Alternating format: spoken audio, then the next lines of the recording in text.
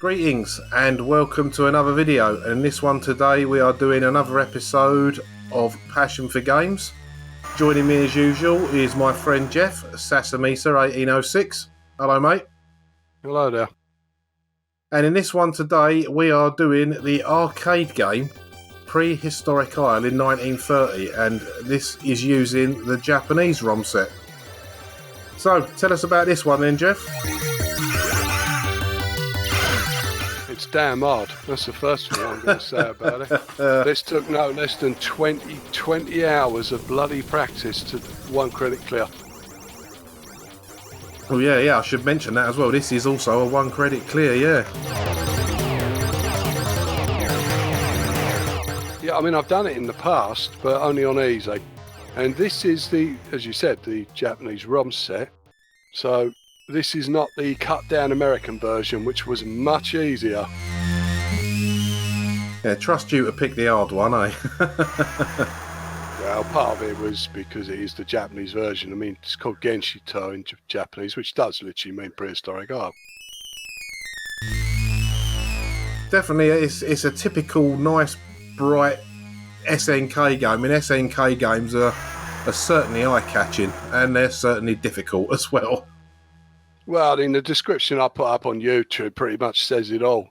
It's like you blow up dinosaurs, you know, what's not to like about it? And I wonder they're extinct. Yeah, this is one damn hard shoot 'em up. I mean, I knew it was hard back in my apprenticeship days. I don't think I ever saw anyone finish it. So how would you think this would stack up then with something like, say, Gradius 3 or R-Type, you know, the notoriously hard shooters? To be honest, I think this one's worse than Gradius 3, and I think it's worse than R-Type, because those games follow very set patterns. But this one has got some real random elements in it which can really screw you over. Yeah, I mean, I have watched this playthrough. I watched it when you put it on YouTube because I know, you know, because we talk a lot, I know just how much effort you put into doing this. I mean, there's a couple of times I've spoke to you on the phone, you're like, fucking game, and doing your nut about it.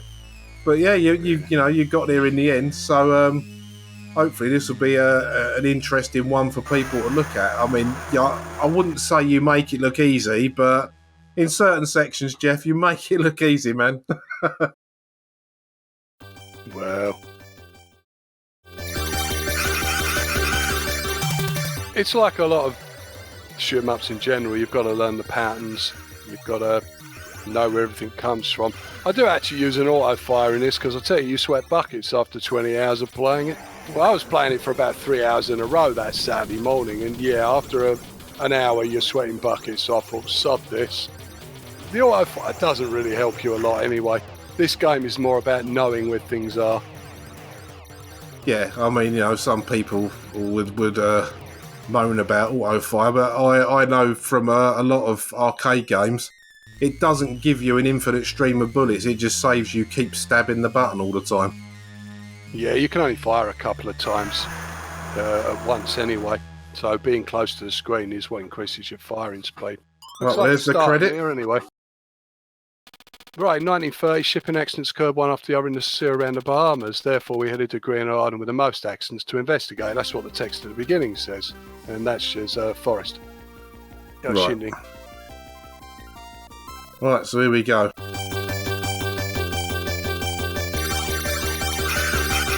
But the speed you fire at in this game is largely dependent on how close you are to the edge of the screen, not how fast you press the button. Yeah, so you've got you can only have like a limited amount of bullets on the screen at once. You can fire 3 shots at a time. But the first thing you get is the satellite. This is very similar to R-Type in that regard. Yeah. It doubles your firepower straight away.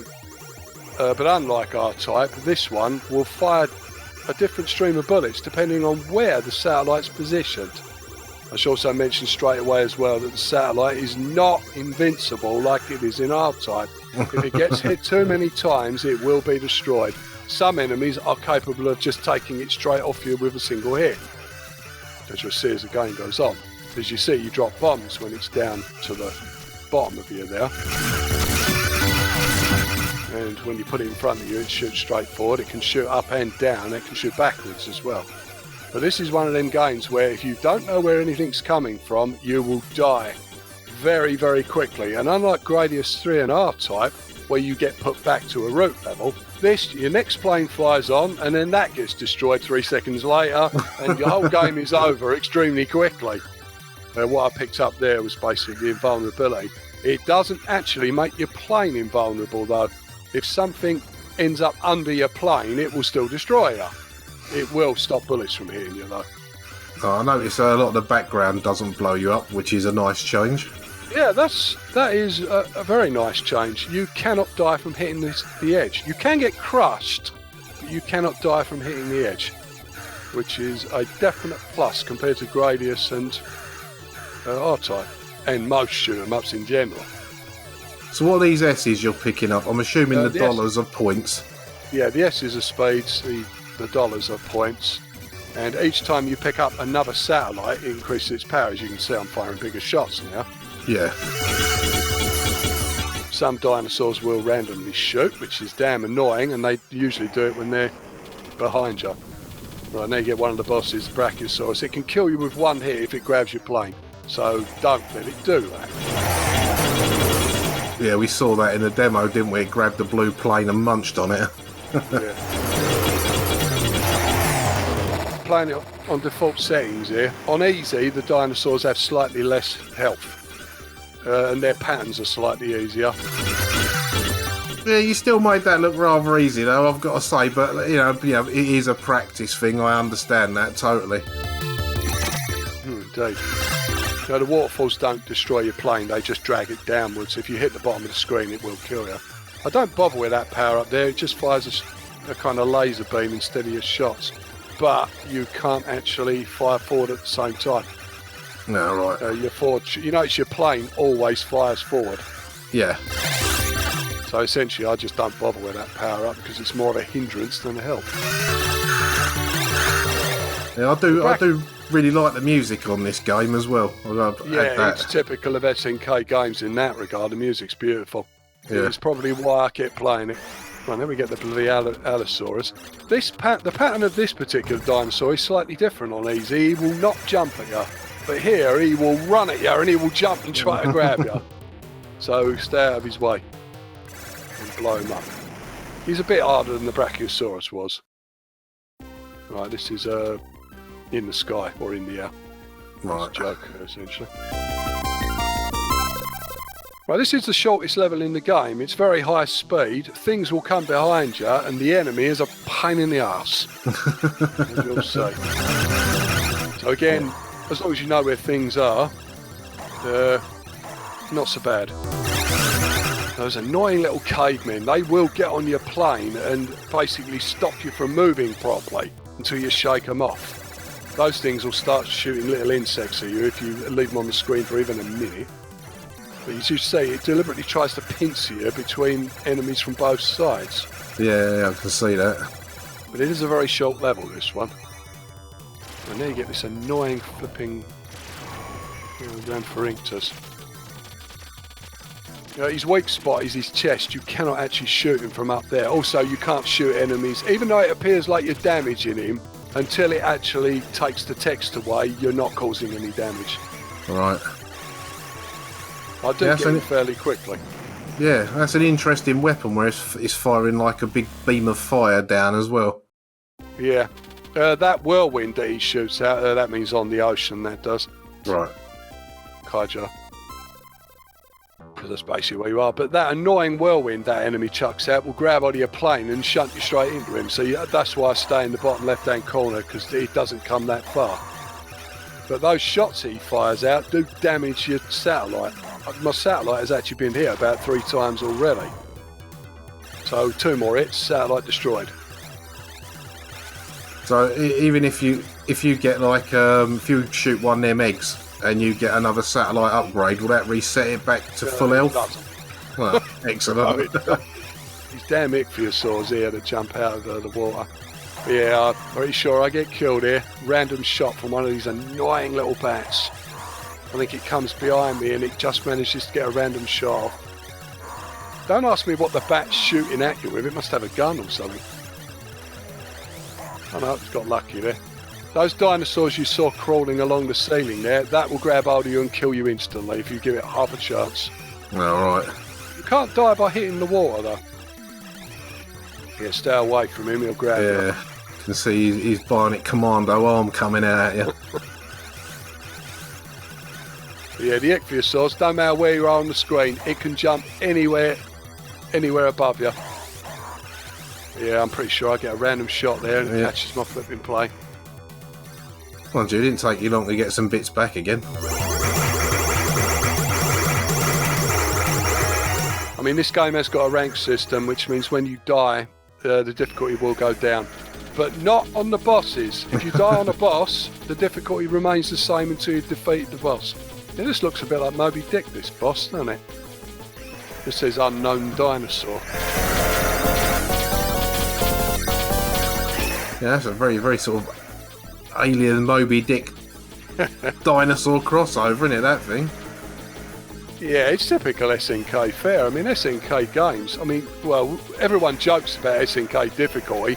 Yeah, I think this game was like the epitome of it. I mean, Psycho Soldier was hard, Athena was hard, but this is on a whole nother level. He still killed him, though. Yeah, that's not too bad, that one. If you stay in the bottom left-hand corner, he can't shoot with those flames, and the shots he fires out of his tail, you can easily manoeuvre between. Certainly need a bit of speeds now, don't you? Power, yeah? So this insect thing's going to take a few hits. Those annoying little cavemen, don't let them get on your plane. It won't destroy your plane, but they will muck its movement up. Make it very hard to control. Now that's a smart bomb, goes off 5 seconds after you pick it up. Right, so you want to pick it up as late as possible. Yeah, basically. I got lucky there, the shot went straight past me. But this game never lets up for a second. Oh, I can see that. Yeah, the more power you've got, the more the enemies shoot. Everything will try to, well, kamikaze into you. Yeah, that's just their mission in life, to crash into you. And some enemies are just more guilty of it than others. And everything is capable of firing random shots. The enemies also move differently depending on where you are on the screen. As I said about R-Type and Gradius, the enemies in that all pretty much move in the same fashion. But in this, the enemies' patterns will change depending on where you are on the screen. Yeah, that's good and also bad at the same time. I mean, it's good from a game design point of view, but from playing it point of view, it's a pain in the arse. Yeah, these annoying little dinosaurs here, they're kind of undead dinosaurs. You know, they go down and then they get back up again. Yes. I'm pretty sure I bloody get it again here as well. Yeah, there you go. Got me power back almost straight away. At this point, I was going to quit, I admit. You know, because normally when I lose 2 lives on level 3, it's like, screw it. But I decided to carry on. Some ancient coleoptera here, which is just some giant bug. That rubbish he chucks out essentially will take the power off you instantly if it hits you. But if you stay above him, you can blow him up and he turns into 4 small ones. Medium-sized ones. And then you get, it's like and you get little dinosaur asteroids. Yeah, the little ones don't shoot, but they will try to crash into you. So just stay back and... You can tell your speed's down there, can't you? Yeah. Yeah, now we get like underwater. By far my least favourite stage. When I was on the apprenticeship, I never saw a single person get past this at the hostel. Admittedly, I was only at the hostel for a couple of days. But yeah, this level was like where your game ended. It's just stupidly difficult. Everything is capable of crashing into you. Everything can shoot. Everything can fly through the background into you. It's a case of just try to stay back and take them out before they get anywhere near you. Bloody hell. Those damn giant Blenhamites or whatever they are. Yeah, so in one of my recent videos, I put up Arrow Flash on the Mega Drive, and I said if you want to get into like horizontal shoot 'em ups, this is a good starting point. This isn't a good starting point for a first foray into horizontal shoot 'em ups. This is one to play once you've got used to them a bit. I got very lucky there. The enemies flew through the scenery, but he flew in front of where I was shooting. Sometimes you're not so lucky. It'll fly straight through the scenery, straight into you. Now, this is one of the easier bosses, the Archelon. He just shoots out little turtles, and all you got to do is just avoid them while shooting his head. If you've got full power, you can pretty much kill him instantly before he even gets to the left-hand side of the screen. But here, you have to kind of play the cat and mouse with him.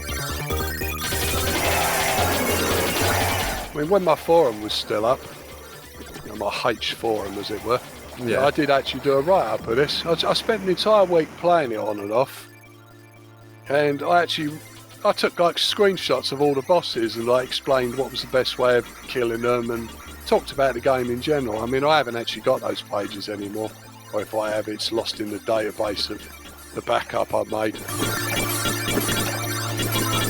That was the last time I played it, back in like 2007, I think it was, 2008 maybe.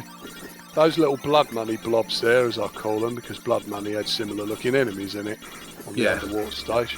They will grab your power and take it off you instantly. Even if you shoot them and get the power back, you only get one level back. Not all of them. So don't let them touch the power. Well, definitely best avoided. Yeah, again, the annoying things love flying through the background. Yeah.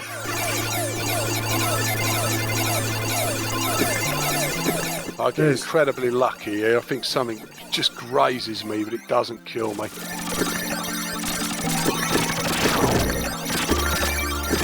High quality graphics throughout this as well, isn't it? Yeah, it was one of the reasons why me and James wanted to buy it. Yeah, we did see it over the Singer Arcade in Colindale, Oriental City, but it was on a monitor over the door, so we knew they had the game. It wasn't in the arcade itself, it was just kind of a display piece. Yeah. But they wouldn't sell it to us. We made an offer for the bold, but they wouldn't sell it. Get a couple of brachiosaurs coming out of that shit. Yeah. But this bit, everything just tries to crash into you. Yeah, even the eggs will kill you, believe it or not. Yeah, your power-ups kill you. Yeah, that's standard for an SNK shoot 'em up. Yeah, SNK games, I mean, people say Capcom games are hard, and they are. But SNK is on a whole nother level. I think the only easy SNK game I ever played was Vanguard. God, I hate this enemy with a passion. The Ammonite. Essentially, he can grab you and destroy you. If you've got no speed, you're dead. He'll grab you straight away. You can't get away from him. He shoots out that water that will kill you. He shoots random shots out, and crashing into him kills you. He's probably the worst boss in the game if you've got no power. I think he's worse than the T-Rex, simply because of that grab attack. Yeah, they don't hang about them either, do they? Yeah, they sort of start and then all of a sudden they accelerate towards you. Yeah, and he keeps blocking, he keeps protecting his head with his damn tentacles, so you can't hit him. Yeah, worst boss in the game. I died so many times on that. I mean, of the 3 hours, that means underground, that does, Chite. I mean, of the 3 hours I was playing it, I only had 2 games where I got to the last level, this being one of them. The other one, I died on the Stegosaur, which was about halfway through this level. I stupidly got hit by one of these annoying things. But this level throws absolutely everything at you at once. Everything death bombs. Well, a lot of enemies do death bomb when they're shot. I mean, these things will all shoot, they will try to jump on you. But it's these death bombing enemies that are annoying. I think the small ones death bomb, actually, not the big ones. Yeah, for the uninitiated, death bombing is when they fire as they die, isn't it? Yeah. These ones here, I think they just start shooting after so long, so you want to take them out quick. I get really lucky here as well, I think. Yeah, these things here, as soon as they shoot, they will shoot. As soon as you shoot, they will shoot. Oh, I got past that bit. Yeah, they're not exactly tiny bullets either, are they? They catch you off guard sometimes as well. Stegosaurs's not too bad. Just put the shot diagonally up rather than forward and just keep shooting him in the air. You kill him extremely quickly. One of the easiest bosses in the game. That was ridiculously easy considering what level you're on. Yeah. Compared to that blasted ammo knife. I mean, the mid-bosses tend to be easier anyway. But it loves having enemies come behind you on this section. But here you got enemies literally flying out of the scenery. The best thing to do is just stay over down the bottom there and just shoot straight up. Then the things can't death bomb you. And now you get kind of a rapid scrolling section designed to plough you into the side naturally, because that will crush you. And these giant flies, which take a lot of hits to kill, will start shooting little bugs, which are very hard to avoid. So again, stay down the bottom and just keep shooting straight up. Yeah, you've got to kind of memorise where the walls are as well, haven't you? Otherwise you're going to get splattered into the top of the screen. This is what I mean by when I say you make it look easy. It's because you've memorised where all the walls now. It's like, yeah, just take a nice easy route down the level. Yeah. They throw everything at you here. I mean, now you start getting flames coming out the lava and you get blooming things behind you. Those death bombing monsters in front of you. I mean, this bit, I don't know how I got through this without dying, to be honest. There's just stuff everywhere.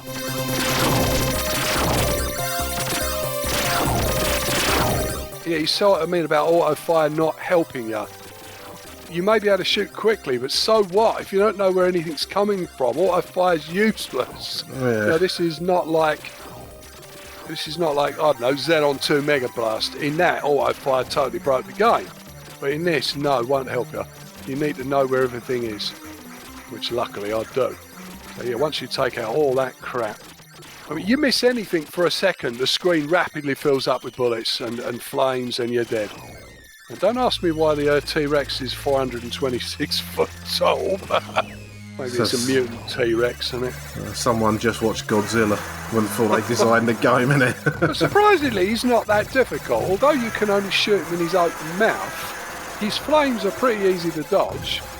And those circles of flames he shoots out are always aimed at. So they're easy to misdirect. He has got the most health in the game. But I've got full power, so he doesn't take too long to take down. It looks like your stream of flames are sort of aimed at you as well. So yeah, that's quite an easy. Even I can manage stuff like that, and I'm shit at shooting them up. Yeah, as long as you've got at least one speed, he's not too bad. I mean, if you haven't got one speed, yeah, you're going to struggle to stay out of his way. But if you've got no power on the bosses, one power will float along after a while. Right, let's have a look at the... Yeah, you're going to need your translation skills here.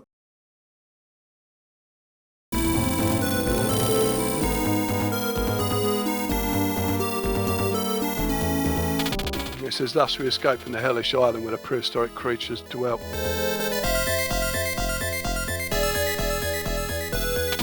The accidents in this region of ocean were no doubt down to them. We have to report these facts to our country as quickly as possible. Or not. Oh, that's a great ending, isn't it? Bermuda, Puerto Rico, the Bahamas, connecting these three islands. The triangle continues to this day to be an instant-prone area of unknown cause.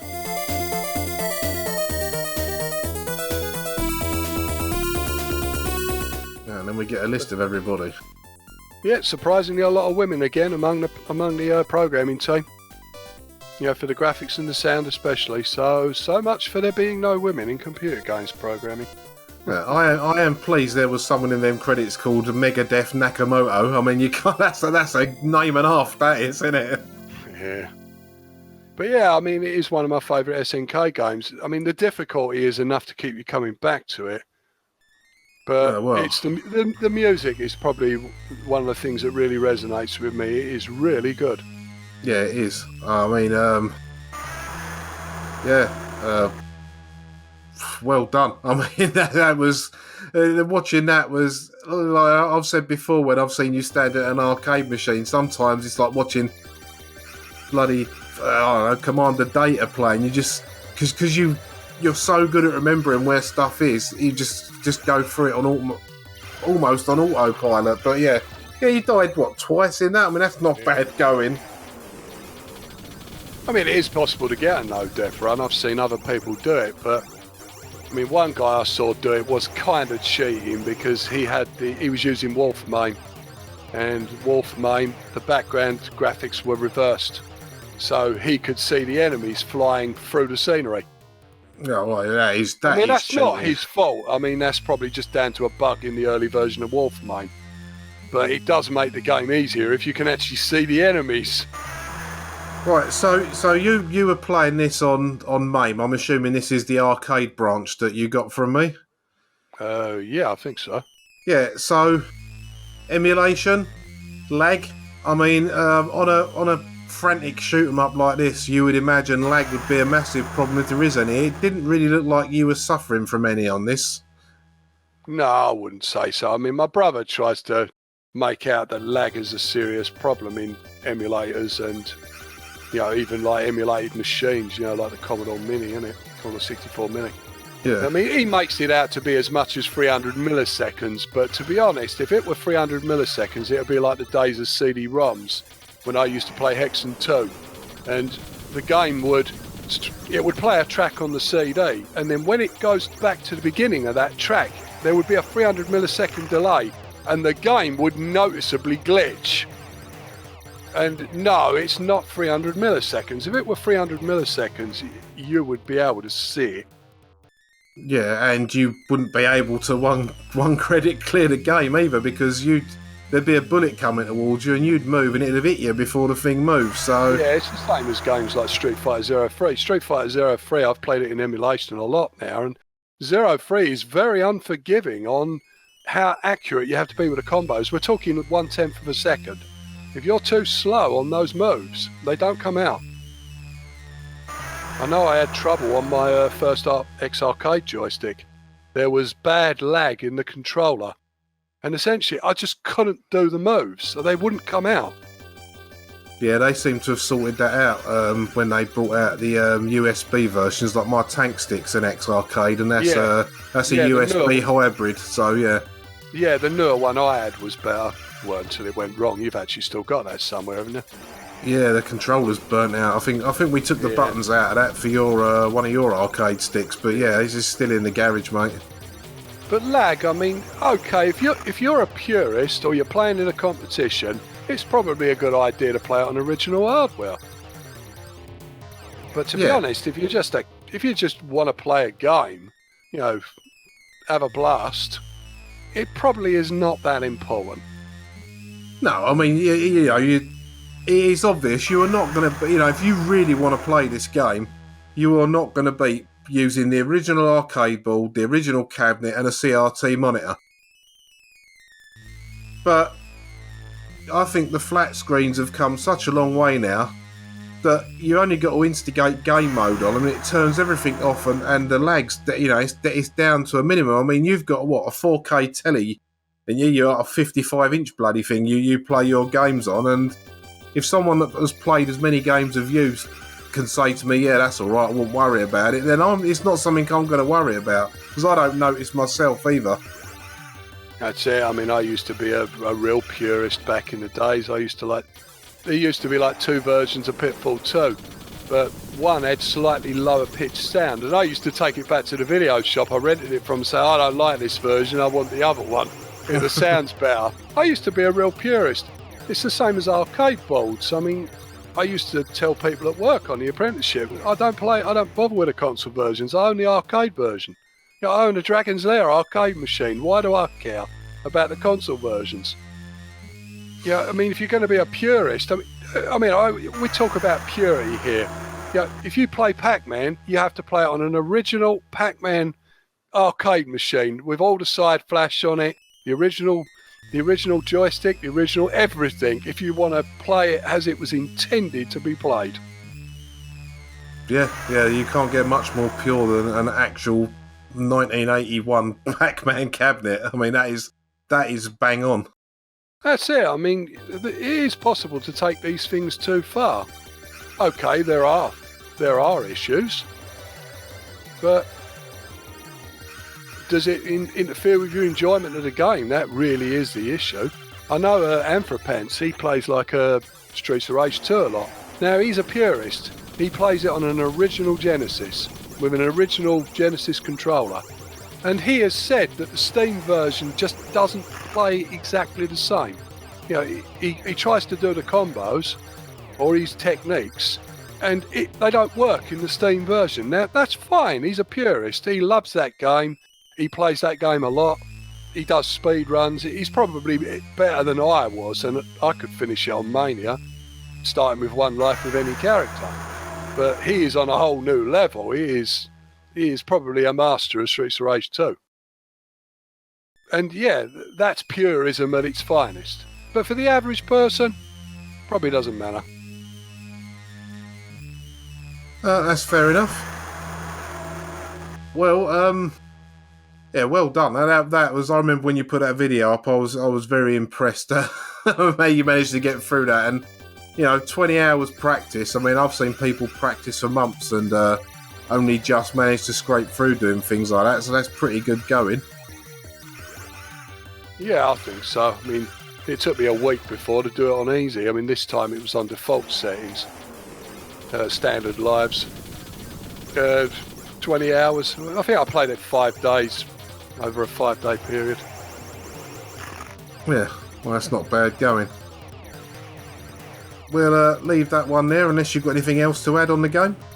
Well, I mean, you said like a couple of months for that guy with R-Type, didn't you? Yeah, I did. I could do it in less than that, but maybe a couple of weeks. Should I throw a gauntlet down then? Yeah, R-Type. It's just one of them games. I mean, I can got to about level 4 of it, 4 in the arcade. So I don't think I ever really persevered with that one. Well, if you do manage to do it, I can guarantee anyone that's subbed to my channel that if he does manage to do R-Type as a 1 credit clear, I will get a copy and we'll talk about it and I'll put it up. But that'll do it for this video then. So thanks for coming on and joining me again, mate. Yeah, not a problem. And until the next video, thank you very much for watching and laters. Yeah, laters.